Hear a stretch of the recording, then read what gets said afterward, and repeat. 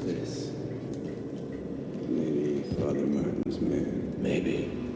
He looks nervous. I would like to kill him. As would I. The preacher asked us not to. It would be impolite. Not here.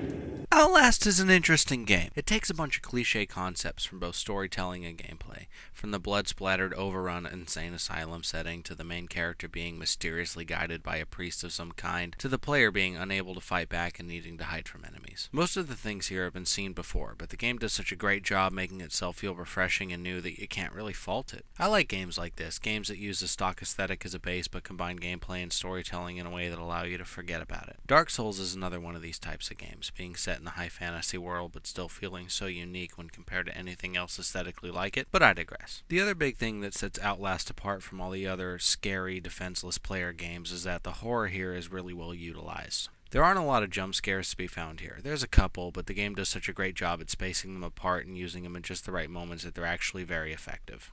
I'm one of those people who always flinches a bit at a jump scare, even if they don't quote-unquote scare me, and I can completely see them coming, I still flinch a bit. However, a really good jump scare can get my heart pounding, and I do have an appreciation for a jump scare being able to effectively pull off a good one. There's a scene in the movie Sinister where the main character is watching one of those old Super 8 tapes labeled Lawn Care, and it's a super quiet scene where there's really no sound up until this happens.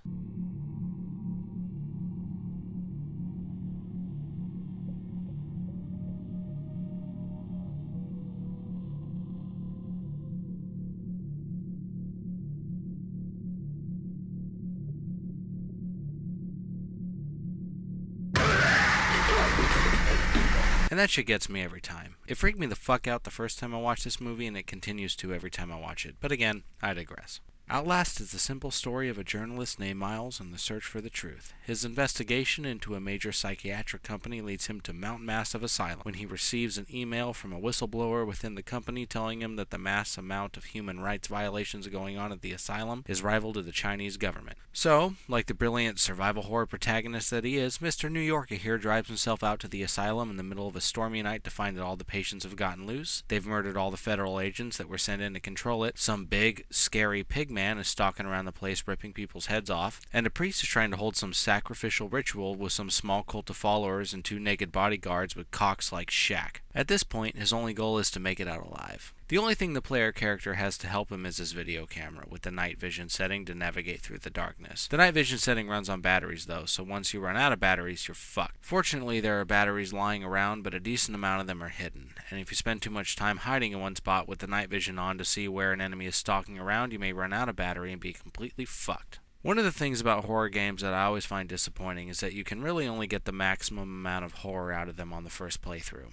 A lot of the fear and the anxiety I feel in horror games tends to come from the fear of the unknown. Outlast had this going for it on its first playthrough better than any game of its kind. When I say of its kind, I mean a horror game without the option of combat. My fear level during the first playthrough of Outlast is beaten only out by my Condemned Criminal Origins first playthrough, which still has never been topped as the most terrifying first playthrough I've ever had. Condemned was actually going to be my Halloween review for 2019, but I had issues getting all the footage I caught, so I'll have to wait. This is what led me towards Outlast for a review. It has a lot of tropes we think of when we think Halloween, but it combines them very well. Fear of the unknown, fear of lurking threats that will murder you violently if given the opportunity, fear of darkness, fear of torture, fear of being caught in something much bigger than yourself, fear of defenselessness, fear of being trapped, fear of naked, uncircumcised cocks. I really love the idea of the camera, not only as it being your only way to see through the darkness, but the idea of it being the central mechanic as a whole. It didn't work as well in the second, but here they really make the most of it. Some of the best moments of this game come from when you're just crouching in a dark corner using the zoom feature on your camera trying to see where an enemy is stalking around at. It's also used well in moments to create horror like this.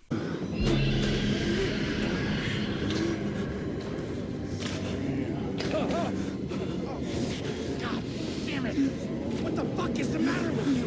You weren't invited to this, goddamn sicko! And once the game establishes that it's going to do this kind of stuff to you, you're always on edge just kind of waiting to see something sick and fucked up. So I'm going to give away one of the best moments in the whole game here. Normally I wouldn't do this because I want to be a spoiler-free guy. That's one of the big reasons I don't go into plot very deep unless it's absolutely necessary, but then again, a big reason why I do this in the first place is because I want to share what I love about video games with the world's largest collection of assholes and bitter, hateful faggots that live in their mom's basement. So they can tell me I'm wrong and pelt me with insults in an effort to help me build up the courage to dump an entire box of X-Lax into my liquor until I shit out my actual organs in a poetic death meant to be symbolic of my actual life. So I'm going to talk about this big, great moment in the game, and if you don't want it spoiled, then stick your balls into a deep fryer so the screaming will drown out the next 20 seconds of my video. So after you complete the tutorial, you get Bill Cosby to wake up inside of a nice padded cell with words written in blood everywhere, only to be let out and confronted with these two Dr. Manhattan motherfuckers that I mentioned earlier. They start talking about you and how they're going to cut out your tongue and liver, and it's a really nice experience. Then you run into them later on in the level and they're just kind of staring at you from behind a locked gate. Then one more time in the same level when you're walking up a hallway and you hop out a window to avoid them, and then after that they just kind of disappear. So then you go through a good chunk of the game avoiding certain death at every turn and you forget about them. Normally you wouldn't think you'd be able to forget about this. This man, maybe. He looks nervous. I would like to kill him.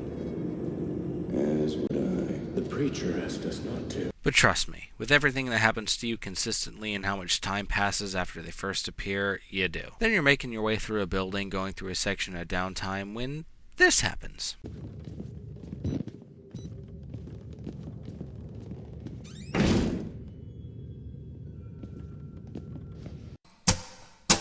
Fuck this shit, I'm out. Nope. Fuck this shit, I'm out. Alright then.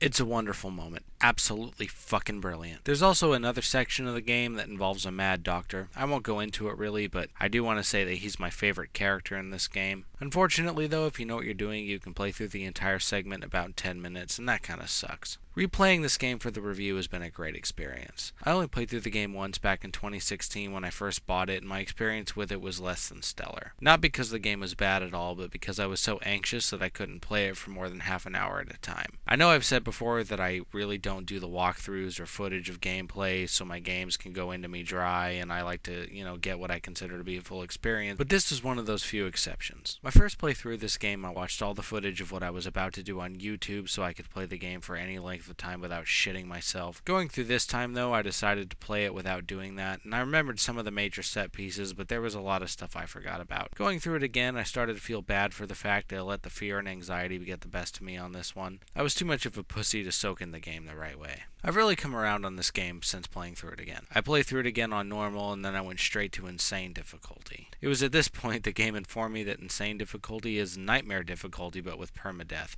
There aren't any checkpoints, so you need to complete it on this difficulty in one sitting. I chose to give it a try and actually made it through about half of the game before I shut it off and went to bed. I hadn't played it on nightmare difficulty at this point, but really the only difference is that there's less batteries around the place for you to use and you can only hold 2 batteries at a time. So it's for the experienced player, and I wouldn't recommend anything but normal on your first playthrough of this game. You can hold up to 10 batteries at a time on normal difficulty, but you'll never have that many collected on your first playthrough. Outlast isn't a very long game. The first time you play through it, it'll probably take you about 5 or 6 hours. This is one of the reasons I love the insane difficulty so much. Once you've been able to conquer your fears with this game, you can get really good at running it. You can get through the game in about 3 hours if you know exactly what you're doing, and after going through the game a now second and third time, I find myself really wanting to sit down and accomplish beating the game on the insane difficulty. I was reluctant to sit down and play this game for a review. I remembered my first playthrough a few years ago, and I just really didn't want to go through all that anxiety and stress again. However, walking the line between remembering enough to be less afraid and still not remembering enough to be on edge while I played it, the whole thing just kind of clicked for me, and I'm glad I took the time to sit down and do this. This is a wonderful horror game. It hits all the right notes, it has great timing, it doesn't feel like it drags on or overstays its welcome, it has great villains, it has atmosphere, it has fantastic voice acting, it's built around an interesting mechanic, and the vision for what this game is supposed to be is executed very well. It rewards the player who wants to replay it with more gameplay that increases its difficulty through taking away your security rather than making every enemy a one-hit kill. This is truly a solid experience that I'd recommend to anybody looking for a great spook at a good price. Alright, well that's it everybody. Happy Halloween, and remember to like, subscribe, hit that fucking bell if you want to waste your time watching this hot garbage. Alright. Later, Nick.